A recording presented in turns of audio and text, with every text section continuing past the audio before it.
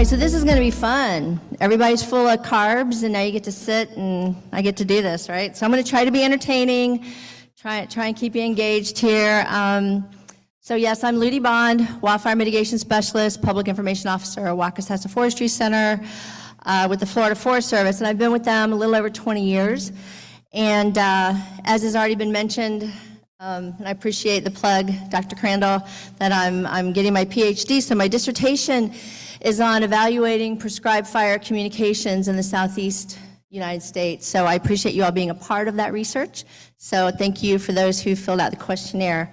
We truly appreciate that. All right, so here's my ask. Embrace this, please. This is my ask. You may not be a communications professional, but you are a prescribed fire professional.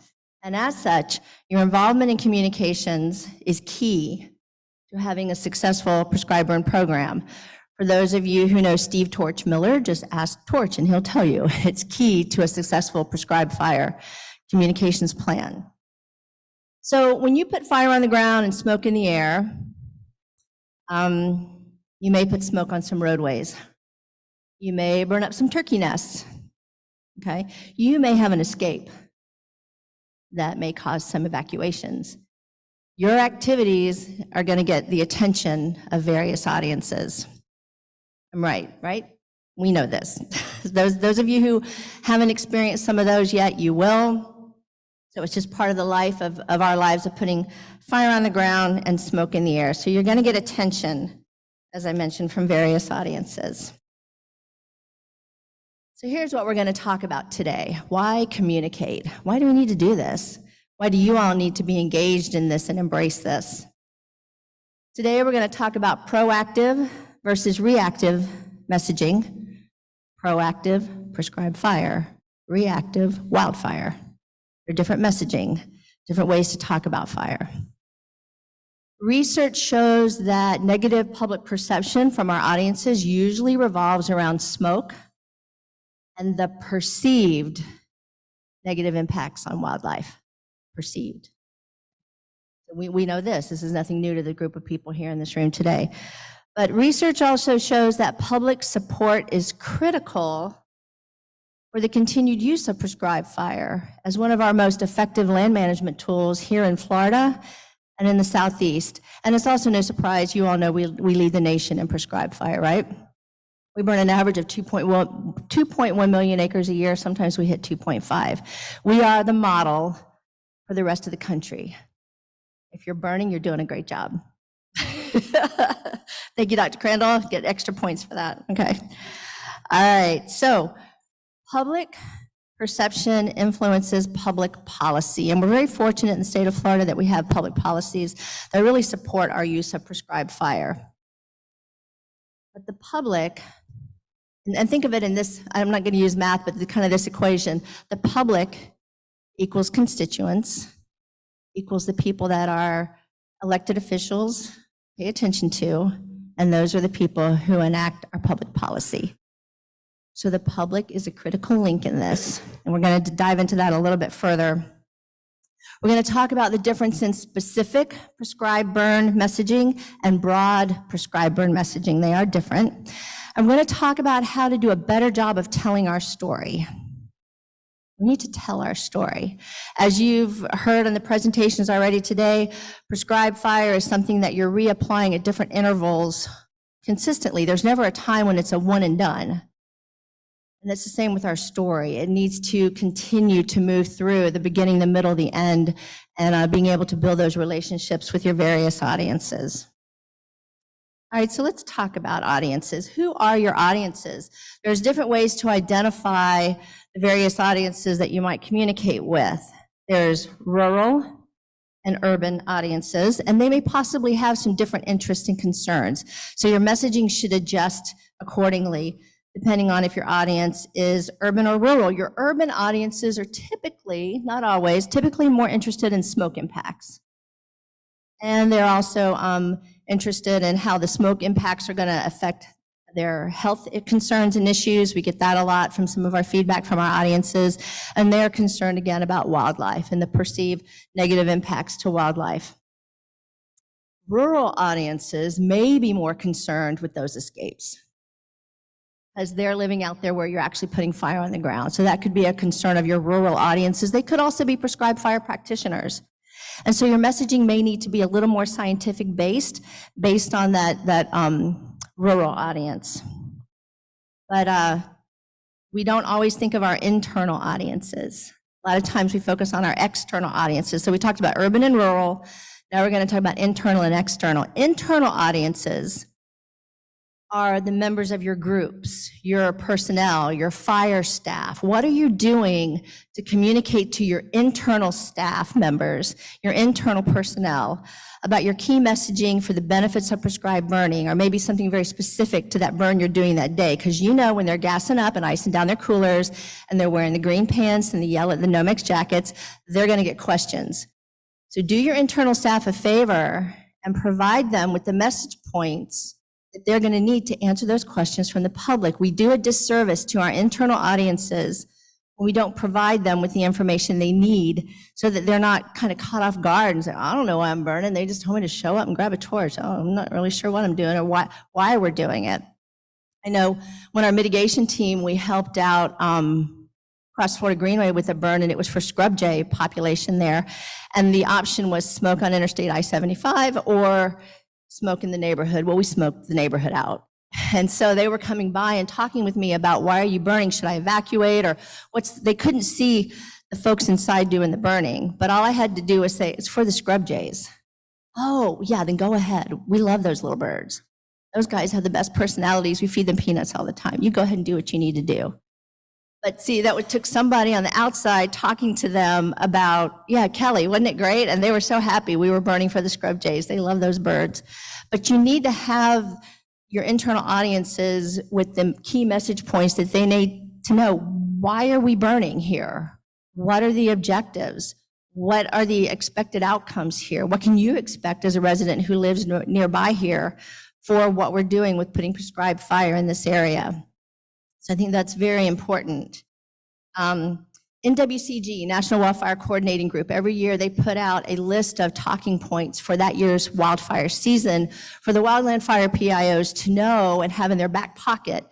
Here's what we're talking about this year. Now, it doesn't change drastically year to year, just like your broad prescribed fire messaging isn't going to change drastically year to year, but there may be some nuances based on something that's going on in the community. Hermit's Peak Calf Canyon, escape prescribed fire, really made a huge impact nationwide with us and our prescribed burn and the federal, the national forest and their ability to have that, had to take that 90-day, moratorium for a while, not burning.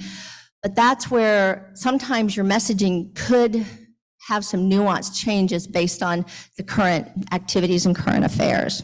So I'm suggesting we do the same for our prescribed fire communications, our public information officers, and our public affairs officers, that we need to have those set in stone, or not set in stone, but have those available to them year after year. External audiences, well, we know that. We always talk about the media or the neighbors or or political figures or those kind of audiences. Those kind of audiences, the external groups, your messaging is more going to be very broad-based and the benefits of prescribed fire. Whereas your specific messaging for a specific prescribed burn, let's say we're going to put fire on Paynes Prairie, and people in Gainesville are going to get kind of interested in what's going on. You can see those smoke plumes. You got 441 and 75 there. So we're going to have message points specific for the burn there at Paynes Prairie. So that's the difference there that I'm talking about. Like how I have Ben and Luann in the picture here. Nice. All right, so with your audiences there, find out what is their culture. Take the time to get to know your audiences and find out what their barriers are, what their possible concerns are. So find out how your audiences, how do they get their information on prescribed fire? How do they prefer to get their information on prescribed fire? Who do they prefer to get it from? What is their education level? I'm going to dive into that a little bit more. As a communications professional, we're typically taught to speak to audiences on like a 5th grade level or a 7th grade level or something like that. And I'm going to say, well, I don't agree with that anymore, because everybody's got one of these. You can ask Siri, you can ask Alexa, you can Google anything up, and you can find any information that you want on any topic, any subject. People can vet your information very quickly. So my suggestion is to use industry standard terminology when you're communicating with your various audiences. Don't shy away from using that, because that's establishing yourself as a subject matter expert, which you are. Everybody in this room is a subject matter expert on prescribed fire, because you do it all the time. Some of you do it for a living. So use industry standard terminology, but with an explanation. That way you're not talking below your audience, you're not talking above your audience. Because if you talk down to your audience and you're too simplistic with your messaging and how you're talking to people, they won't trust you. They'll feel that you're being disrespectful. You're not being transparent, you're hiding something. Okay, so we're trying to establish ourselves as trusted messengers with our messaging with people. And there's a lot of concern about prescribed fire, not just here in Florida and the Southeast, but in our country. So I strongly suggest use industry standard terminology. Are you talking spotting, flanking, backing? Are you talking aerial ignition? Are you whatever it is, dispersion, containment, control. Use industry standard terminology, but with an explanation. What is their language preference or comfort language? You might think that you've identified your audience, you've got your messaging down pat, but are you delivering it in a format or in a way that's not comfortable for your audience? In Florida, we have a lot of varied audiences from Key West to Pensacola. So get to know your audiences and what their cultures are. Are they receptive or unreceptive? And this is kind of an interesting thing to think about. Our cultures are changing, our social norms are changing. We don't have social norms as heavily involved with agriculture as we did a few decades ago. I mean, I come from a family of South Georgia farmers. I have like three farmers left in my family. Nobody's that involved with land management practices as they were not all that long ago. It used to be very commonplace to use fire on your family farms. My grandfather used to burn the yard off every winter, and I didn't know what the heck that was all about, Cairo, Georgia. So yeah, I'm like, why is Grandpa burning the yard off? So our social norms are changing. Also, think about what happened with COVID. And now you have urban people, urban folks who may now live rural. We used to think that rural folks were used to us putting smoke in the air and fire on the ground because they're from the country. Well, now you've got urban folks moving to rural areas because they're working virtually.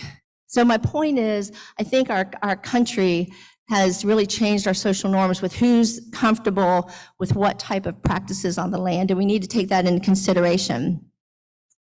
What are their experiences with prescribed fire or wildfires in your area? What's their experience with your agency or other agencies? And all of these things take time, but the return on the investment is really worth it. You need to get to know your audiences and get to know what it is that's important to them.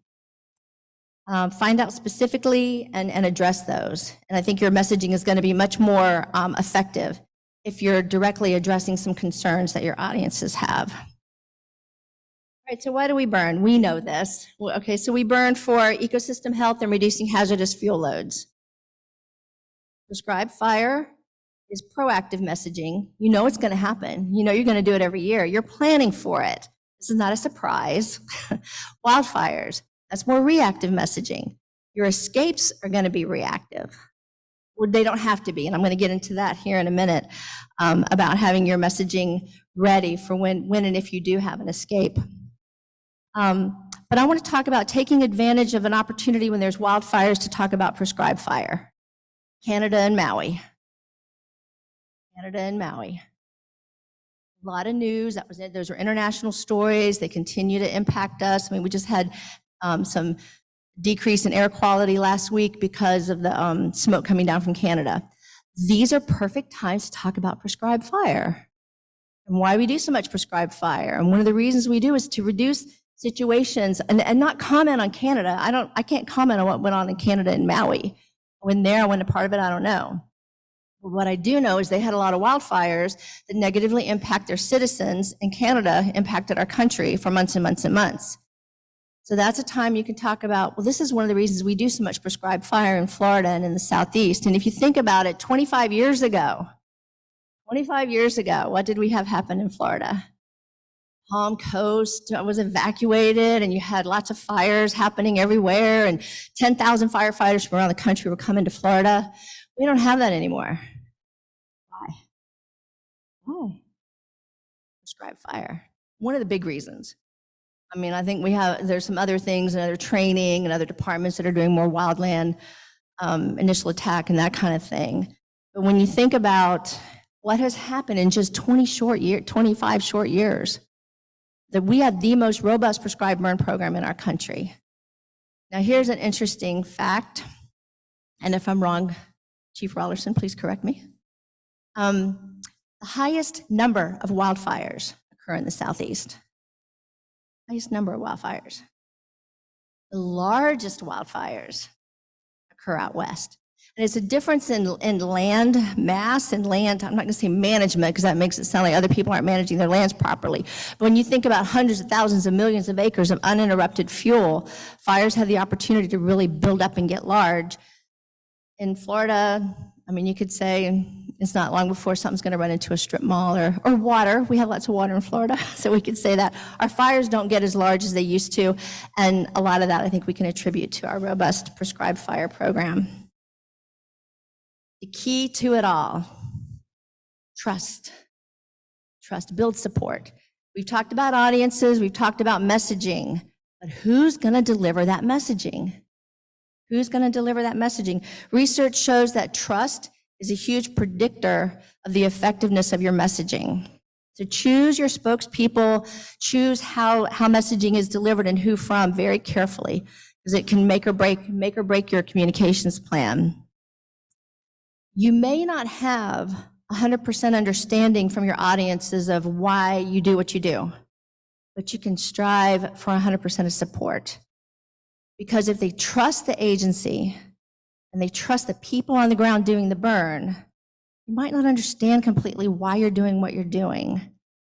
They'll be like, well, no, we trust them. They know what they're doing. We've seen, like, I have a presentation next week, and this is just a beautiful thing. Ross Prairie State Forest in Marion County, the HOA right next door called me up and they said, you came and spoke with us a few years ago about prescribed burning. We really want you to come back and talk again, so we know what to expect this next year, because we love it when you do prescribed burning on Ross Prairie. We've seen the differences. We've seen the wildflowers and the birds and the pollinators, and we just love your rangers. Josh and Nick, those guys are just great. And they're out there right now with a tractor pulling a tree off a fence line that fell from the storm last night. We haven't had that much excitement in quite a while. So would you please come talk to us and tell us about what your plans are? We know you burn a lot in the winter, and you do some in the summer. So we want you to come share that with us and bring maps. I was like, wake me up. This is just, you just don't get that. You usually get the complaints. But it took years to build the relationship with the people who live next door to our forest. It didn't just happen overnight. It took time. And I'm really glad that our rangers took the time to invest in getting to know and build the relationships with the folks in that community. That's very important. So they trust us. That's my point with that whole story. Now, we talk a lot about our messaging being factual and research-based, and it needs to come from the government. It needs to come from a government agency. So let's think about what's happened with public perception on government and science in the last 3 years. What has drastically changed in our world? They really don't trust the government now. And if you have a patch, you're considered being with the government. And science. Really don't trust science that much anymore. And you think about CDC, they would be on the news. Here's the story today. Oh, now the story's changed the next day. Oh, next week the story's changed again.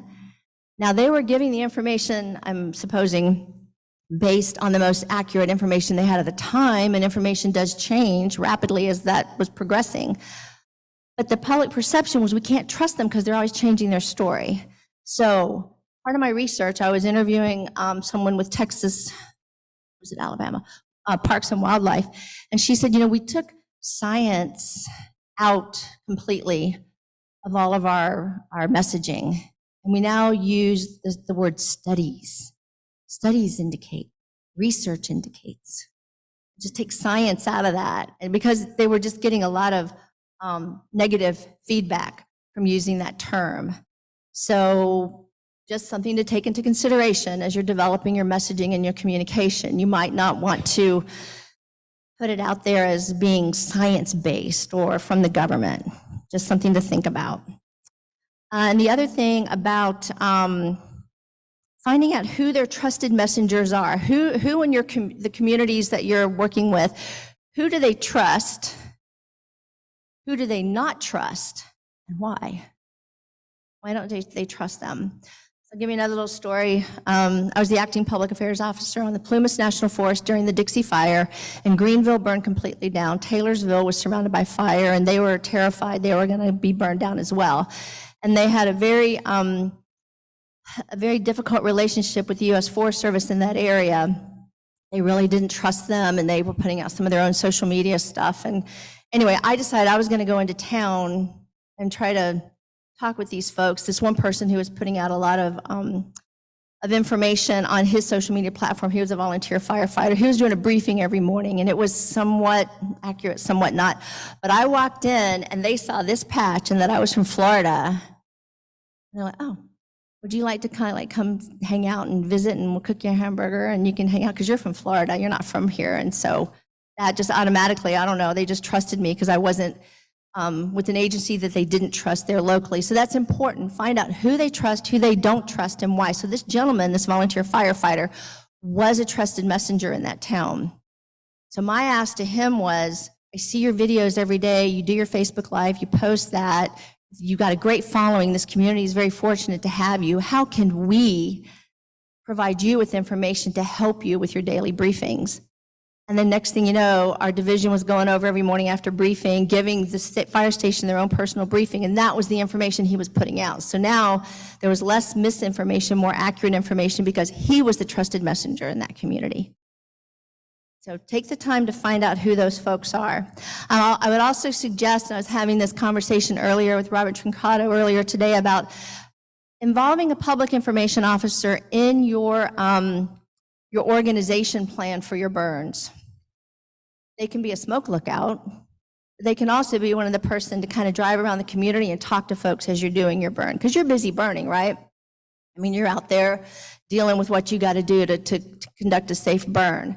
But your PIO can be out there talking to the community, talking to sheriff's office if they roll up, talking to, because fire rescue is going to roll up, you just know they are. Even if they know that you're doing a burn, they're going to roll up. So it can be a very integral part in building those relationships with your communities, like I did with the Scrub Jay situation. Okay, in our world, we act with SOPs, right? What's your standard operating procedure? What's your communication plan? Have a communication plan, and what's laid out here is no different than you have with a lot of your other plans. We're going to break it down just a little bit. Is it timely? When do you talk about prescribed burns? When do you talk about a specific burn you're doing? The week of, the day before, the day of? I'm suggesting you talk about prescribed burn year-round, because prescribed burning in Florida happens year-round. So there's always an opportunity to talk about prescribed fire. Manageable. What is your capacity? We all have capacity issues. We all have capacity concerns. So my suggestion is to use your cooperators. We use our cooperators on our burns, right?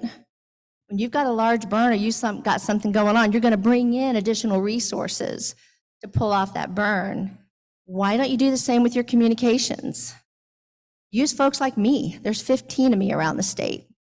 Use folks like your sheriff's office, your emergency management department, your county fire rescue PIO. I mean, if you don't have somebody like local right in your pocket that you can do that, there are people in your community who will put out prescribed fire information for you. Across the country, your county sheriff's office, pretty certain that this is a good tidbit here. I'm pretty accurate with this. They have the highest following on social media platforms of any other agency in any county. Why? Because if you want to know as a citizen what's going on in your county, you're going to look at the sheriff's office. They have a huge following. And if I've got something that's going on that's going to get the attention of smoke in the air, smoke on roadways, impact health issues with folks, they will put that information out for us. And they will do it for any other agency or group as well. They should, but establish the relationship with that public information officer before all that happens. So you can call them up and say, hey, you know, Paul, I got this burn going on. Will you share information with me? Another good one, and this people don't think about this, school boards. Your school board public information officer. Because you think about it, if something's happening at a school, they can pinpoint a geographic area by zip code, even more so than emergency management. But they can do that, record that text or the call with the recording. All I have to do is feed them a script, and they record it and send it out for me. And so maybe I have a burn that's just going to get attention. It's not necessarily going to have some impacts, or maybe it will. I just call that county public information officer with the school board and say, hey, I've got something that could impact health concerns for your children, your students and their family, or it could impact bus routes. You know, maybe you've got something that could have some potential for some smoke on some roadways, or maybe you're having to close down some roadways for your burn. So that impacts their students and their families, and that's going to qualify for them to help you out and get that information out. So that's your capacity issue, or your capacity tidbits for that, to try to really expand who you're using to get your information out. Is it effective and measurable? How do you know if your communication is effective? Is it just because you're not getting the sad faces on Facebook or the thumbs down? Is that how you're measuring it? Is it you're measuring it because the phone's not blowing up with people complaining about it? So you got to have, just like anything with a goal, a goal, objective, strategy. Part of your strategy is going to be, is it measurable? Is it timely? How do we know if we're being effective or not? So try to figure that out. Format, oh my gosh, you have so many formats available to you. So traditional media, we know that, radio, television, newspaper, social media. Now, if you're doing anything on social media, that's heavy on graphics and videos. It's very visual media. Door hangers, face-to-face meetings, HOA meetings, press releases, feature articles, emails, phone trees. Find out how people in the community surrounding you all get their information. And that way, then you can just plug into that with your information as you're doing your burn. Roadside signs, we have those that we use, and phone tree lists. So there's lots and lots of opportunities. I would also suggest, and this is, I mean, you all probably know this, but go to the HOA meetings and present them with your prescribed burn plan for the next year and get their involvement, get their input. A lot of audiences just want to know that they have a say in things because you're doing something that's going to impact them where they live. So give them the opportunity to ask some questions. You know, when I start community meetings, it's a lot like a community meeting on a wildfire. I'll tell people, you're probably not going to like everything we have to say to you today, and that's okay. It's okay. It's okay if you don't like it. But it's the truth. We're being transparent, and we're creating realistic expectations for you. And we're going to be here till we answer all your questions, because our time, we're here for you. Okay. Then they usually have buy-in like that. And a lot of times they're not going to understand and like everything you have to tell them, but you're being transparent, and then that's going to build some trust with them. Okay. Consistent terminology. We've already gone over that. So let's look at this picture we've got here. Words matter, visuals matter. I think I'd rather use the photo on the right versus the one on the left to talk about prescribed fire. I'm not saying your prescribed fire is not going to look like the one on the left, but the one on the right. That's from the fire festival that we had there in Austin Cary. And so, you know, people are doing their little social media posts and their Snapchats or whatever they're doing. But just use caution with the visuals that you use, because they do matter. Crisis communication plans. You should always have something ready in your back pocket for anything that goes awry on your burn. Now, when people ask, and this question comes up a lot, how many prescribed burns escape? What's the number? Anybody have anything? Anybody can throw anything out? What do you think? What's the number, a percentage that escape? 0.2? Huh? I'm sorry, what? No, like if it's now deemed a wildfire, if it escapes and it's deemed a wildfire. All right, Chief Randy Moore with U.S. Forest Service, his quote is 99.84% go as planned. 99.84% go as planned, so that means 0.06. Huh? His quote was 99.84%. 0.16, I'm sorry. I'm not good at math. I'm good at words. So it's a very small percent. So could we just call it 1? So yeah, so I think we should have a consistent number that we're using in our messaging, because people will ask you how many escape. And when you think about it across the country, it's a very small percentage. 0.16, as Greg pointed out, thank you. So your crisis communication plan, have that done and ready in your back pocket just in case you need it. So your messaging needs to be timely. Get in front of it. Don't wait for it to catch up to you. If something doesn't go as planned, know what your key messages are.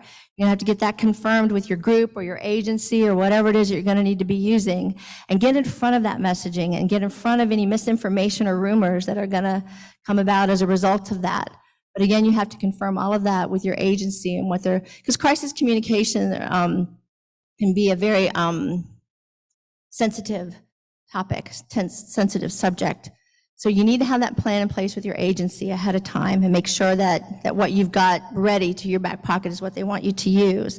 Develop your key messages and stick with them. Think about any time you see Florida Highway Patrol do a press conference. Got the hat on, it's always down so you can't see their eyes. But they stand up there and they read their statement. First off, they read the whole statement. So let's say you're the media and you're firing very uncomfortable questions at me. And I say, okay, as I said in the statement, next question. Yeah, okay, as I said in the statement, You never fall off script. That way they keep their poise, because these questions, and sometimes we're dealing with fatalities. It's a very emotional topic that a lot of times they deal with. I did the press conferences with Lieutenant Patrick Reardon on the Paynes Prairie incident, and those were very uncomfortable for him. But boy, he was on topic. He stayed with that script. Crisis communication. Have your message points ready and stick with them. My agency did the same thing. We had our message points that came from our state office, and we stuck with those. All right. So, describe fire communication. Start early. Talk about it often, talk about it all the time, have a plan, delegate, find out who's going to be giving out the information and how. Coordinate with your partners. So I know Amy Copeland or Tracy Sleek or some of the other folks in here, they'll call me up and say, hey, I got this burn going. I know we authorized it, but she's like, just so you know where and when and what, and if I have to put any information out there, or if I field any media calls, then I know who to turf it to for them to go talk about. So you're coordinating all your communications with all of your various partners. That's very important. Don't wait until the day of the burn. Get your information out. Well, sometimes you don't actually know until the morning of, I'll give you that. But if you kind of know, like it's coming, you're pre-planning, start getting that information and put it together. This down here, bottom right, I took from a national forest up in Northwest Georgia. They do these great little video snippets, and this is something a lot of you all can do with your agencies. It's telling your story. So you do a little stand up at a block and you say, see this behind me, and we're going to burn it, and here's why, and here's when, and here's the objectives. And then during the burn, you do another little snippet and say, oh, look, we're burning. Remember that place I was telling you about where we're out here on the UTVs and we're doing this and that, and we're lighting, and look at the fire. Then 3 months later, 6 months later, a year later, you can do more videos and say, well, see, I told you this is what we were looking for. These were the objectives of that burn. See what the results are. You're telling the story, and it takes time. So not everybody has social media platforms they can use for that, but you certainly can use it in some presentations as well. But it's been very effective for them, and they've really liked using that. All right, and again, taking the time to get information out to your various audiences. It takes time, but it's worth the investment of that. Share your land management plans. We mentioned this before with HOAs, but think about sharing some of those plans with anybody else who may have skin in the game. When you put smoke in the air, sheriff's office PIOs, emergency management folks, county fire rescue. Bring in your county fire rescue PIOs and tell them, here's our plans, here's what we're going to be doing, just so they're kind of in the loop, so that if you do need them while something's going on or something doesn't go quite according to plan, then you've already got them in the know with that. A lot of folks like to use fire festivals. We've mentioned that a couple of times here. You know, the one coming up at Red Hills, up there by Tall Timbers. These are photos from the ones that we do at Austin Cary, the Flatwoods Fire and Nature Festival. When you do these events, don't preach to the choir. You want to invite people who are not that familiar with prescribed burning, because one of the main reasons you're wanting to do this is for information and education. So think about folks. I mentioned people who might have skin in the game when you're doing a prescribed fire. Invite county fire rescue, sheriff's office, emergency management. Invite extension agents. You know, that was mentioned with someone who did some training, you all, and they invited a couple of extension agents to come and be a part of that. Extension agents who want more familiarity with prescribed fire, these are great events to invite them to and have them be a part of. Environmental education teachers, FFA teachers, local government officials. I know some fire festivals up in North Carolina, sometimes they'll have either an elected official or members of the media. They'll give them a drip torch and let them go out there and string a little bit, I guess, you know, along the line somewhere, not too far inside. But so that's another way to get some good exposure with those groups. All right, so working with the media and working with your cooperators. You want to share your social media post or your outreach with your other cooperator and partners, and please ask them to share it as well. And a lot of your local radio stations, you can go on and do talk shows with them. They love that kind of stuff. That's Wind FM down there in Ocala. Back when Parker was there, he's not with them anymore, they're DJ. But yeah, work with the media, get out there, do those interviews. If you're not that comfortable doing it, you know, bring in one of your cooperators and maybe their information officer, if they're involved with the burn that you're doing, they could also be a part of that. When you are doing high visibility burns, this is one of the main times that you're going to want to definitely try to bring in the media, bring in your partners and let them know we've got this burn going on Paynes Prairie. It's going to get a lot of attention. So we want to make sure that emergency management, sheriff's office, county fire, the media, everybody knows that it's going to be happening because it's going to get some attention. All right, so let's talk a little bit about resources you have available to you to use for your communication plans and your outreach. So we are very familiar with Southern Fire Exchange. They're obviously here, and thanks so much, David, for putting all this together with the virtual part of that. But when you look at the Joint Fire Science Program, there are 15 of those around the country. There's 15. We just had the one here for Southern Fire Exchange, but there's 15 regionally. They partner with U.S. Forest Service, the research stations, universities, prescribed fire councils, and others. A lot of the information that they're putting out, if you don't already follow SFE, I highly recommend it. Follow their socials, get their newsletters. But the information that they're putting out, you can share then with your members or your other personnel or your various audiences. So they do obviously great webinars, great trainings, things that you can be involved with. And that really might benefit your various members and folks in your organization. They have publications, research tools, apps. So it's a great source of information. I listed some other prescribed fire association and prescribed fire councils here. Let's talk a little bit more about a couple of other sites that I think will be beneficial to you. Now, I put a lot of links here on this page for you all to use. This, I believe, will be made available, right, Chris? So SFE will have this slide available to you all if you want those links.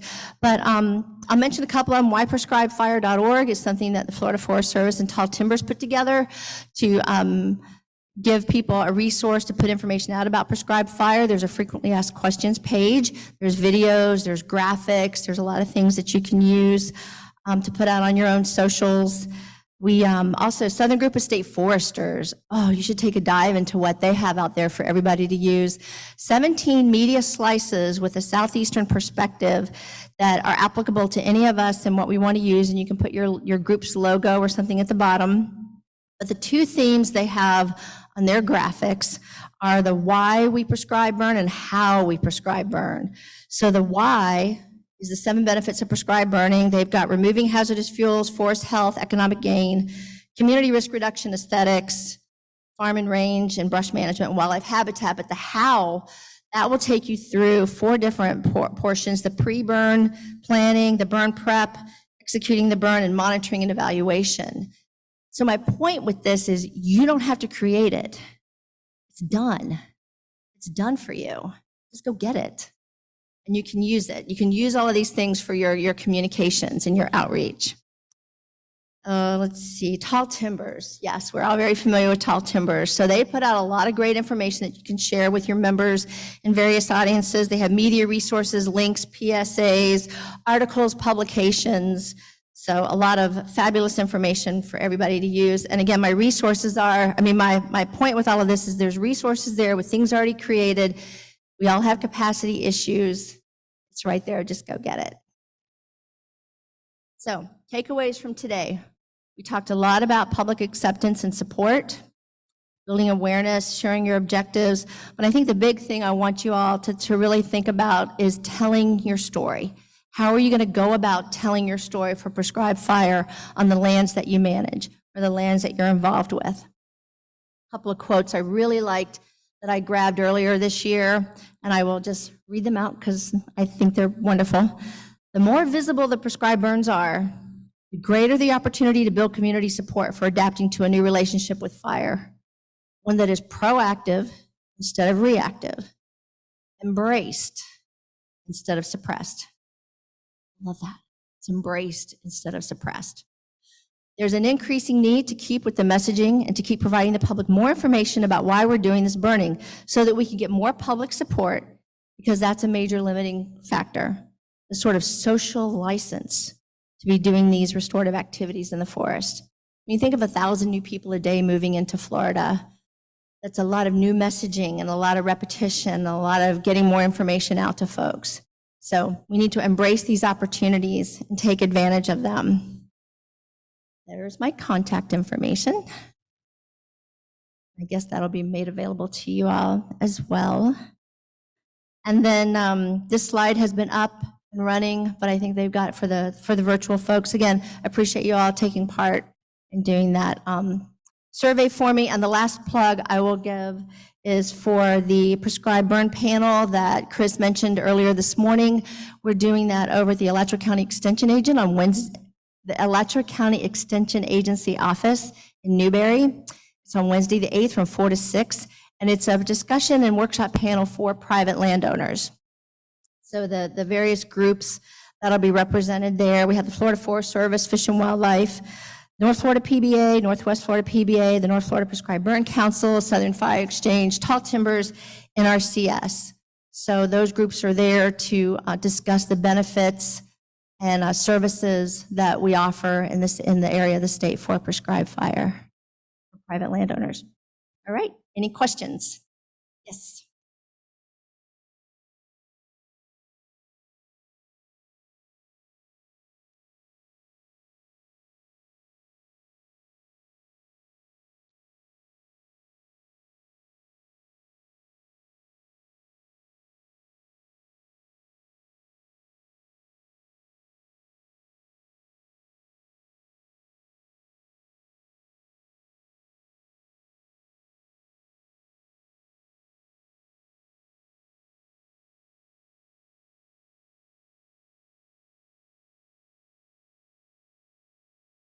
That's difficult if you have homes that are kind of scattered about.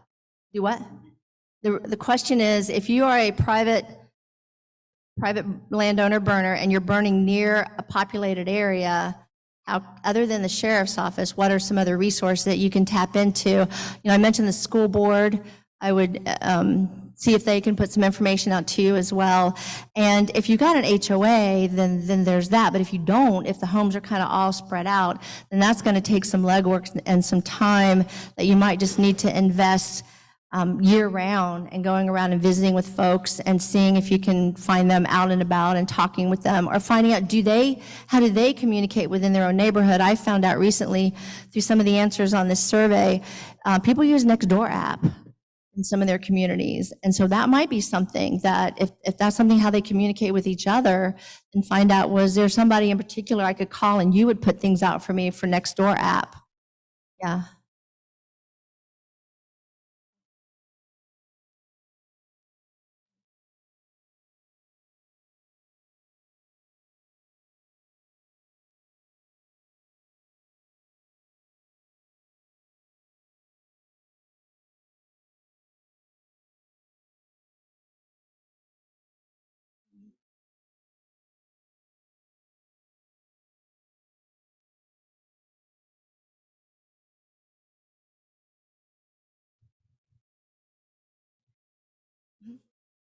Yeah, I would say that's a good idea. His question was, if he's doing a burn in an area that's a highly populated county that he doesn't normally burn in, and he hasn't had the opportunity to build those relationships, could he call the Florida Forest Service? And I would say, call me, myself or my peers, and see if we have information on various avenues, because maybe we've already done some of that legwork for you and some homework for you. We pretty much put out information on our prescribed burns on our state forests. And if there's something that's really high visibility, like a large, like the Osceola or the Ocala, or somebody's doing something, we could share some information from them. But I would say, yeah, call your local Florida Forest Service PIO and say, hey, I'm burning this area. Do you have some recommendations for me? Because they may already have some of those relationships built. It's on our website. So if you go on the Florida Forest Service and you look under wildfire mitigation specialists, because we're that and public information officers, we're all listed there by districts. There's one in just about every district. Yeah, you're welcome. Yeah, yes.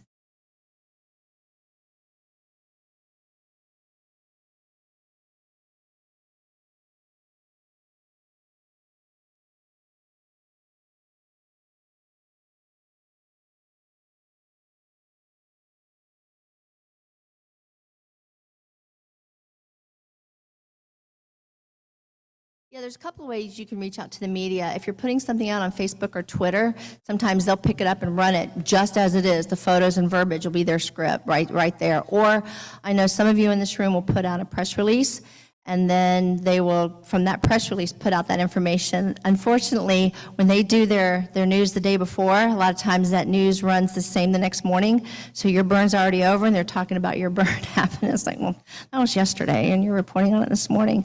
But yeah, if you're going to be doing something that you think you really would like to see it out on traditional media, I would take the time, and you can call me, you can call one of my peers to find out if we know who the news desk folks are at your local radio, television stations, and we can put you in touch with those folks and let them know, get their contact information to send them a press release and say, hey, we're doing this.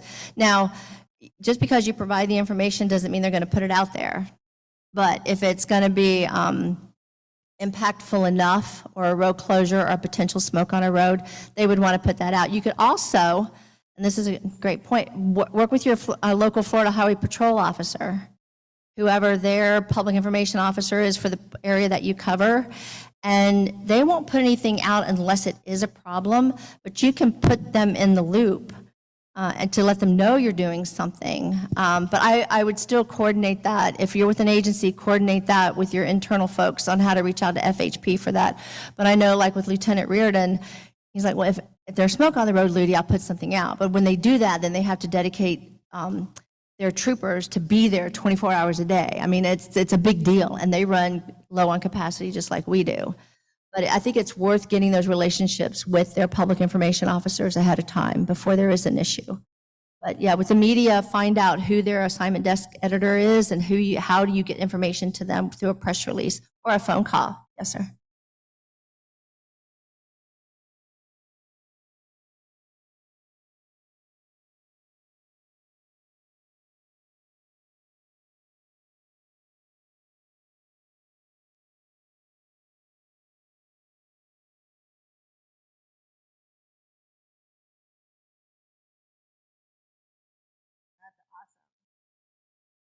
So he didn't really have a question. It was more a story about being able to burn with Morningside Nature Center now, 24 years later, burning with them. Did you have something online? Okay.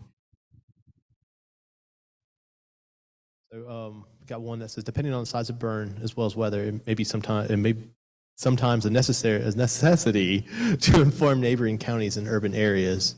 So yeah, that's a good point to make. Let's see. Kind of from my experience burning near communities in Brevard County's interface, you should attempt to find out well in advance if there are any residents with respiratory concerns, health issues, and make sure that they're on a contact list for burn. Is there any good way to kind of facilitate that? Yeah, there is, and that's an excellent point. If you have, I mentioned if smoke is going to impact students and their families, contacting the school board, but if you're concerned about smoke from your prescribed burn impacting negatively impacting families that may have some health concerns, you have that relationship with the public information officer with the county health department. That they're going to help you be able to get that information out or pinpoint those families and contact those families and let them know maybe they need to leave the area for the day, or just give them a heads up that this is happening in their area. So it's kind of a good neighbor kind of thing. So I think that really drives home what I've been talking about a lot with everything today, is not only developing those relationships with your audiences, your internal, your external, your rural, your urban, but all of those public information officers from all the various agencies that are going to have some sort of interest in you putting fire on the ground and smoke in the air. Develop those relationships ahead of time and foster those.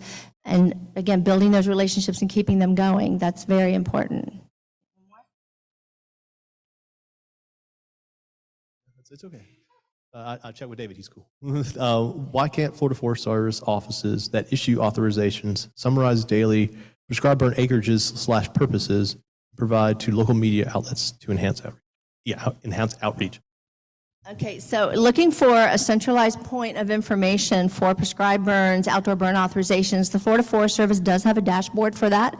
We have a dashboard for outdoor burn authorizations, and we identify if they're pile burns or if they're acreage burns and where they're located.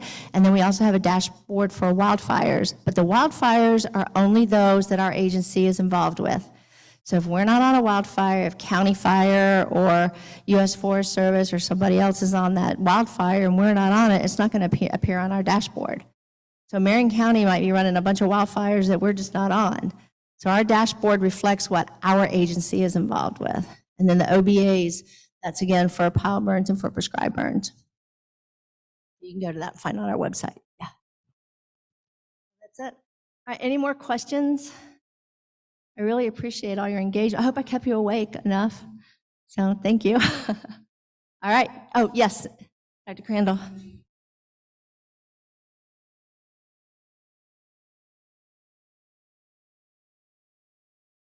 Oh, yeah, there's your QR code for anybody online or anybody in the room that hasn't done it, that you can I did mention that my dissertation is on evaluating prescribed fire communications in the Southeast. My first chapter is on social media use, predicting prescribed fire perceptions, public perception of prescribed fire, sorry. And then the second one is on communication plans currently being used by state agencies in the Southeast, their successes, failures, and barriers.